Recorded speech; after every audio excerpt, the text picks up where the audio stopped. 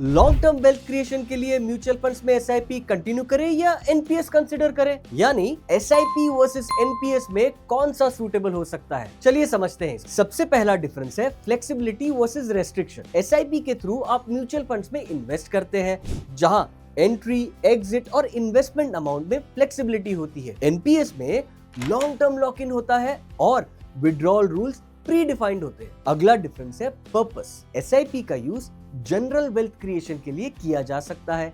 इसके लिए कोई फिक्स्ड एंड गोल होना जरूरी नहीं होता। वहीं एनपीएस एक रिटायरमेंट फोकस्ड प्रोडक्ट है। अगला डिफरेंस होता है रिटर्न्स एंड कंट्रोल। एसआईपी में आप फंड और कैटेगरी चूज करते हैं, जैसे कि इक्विटी, डेट या हाइब्रिड। इससे आपको इन्वेस्टमेंट डिसीजंस पर रिलेटिवली ज्यादा कंट्रोल मिलता है। एनपीएस में असेट एलोकेशन स्ट्रक्चर्ड होता है और इक्विटी एक्सपोजर पर लिमिट्स होते हैं। अगला डिफरेंस है टैक्स बेनिफिट्स। एनपीएस में स्पेसिफाइड सेक्शंस के अंडर एडिशनल टैक्स बेनिफिट मिल सकते हैं।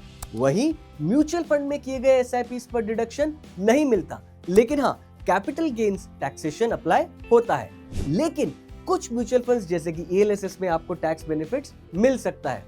तो सिंपल बात यह है कि अगर आप फ्लेक्सिबिलिटी और वेल्थ क्रिएशन पोटेंशियल पर फोकस करना चाहते हैं तो एसआईपी एक सूटेबल ऑप्शन हो सकता है, और वहीं अगर आप डिसिप्लिन रिटायरमेंट प्लानिंग और टैक्स बेनिफिट चाहते हैं तो एनपीएस में रिसर्च करके उन्हें कंसिडर किया जा सकता है। म्यूचुअल फंड निवेश बाजार के जोखिमों के अधीन है।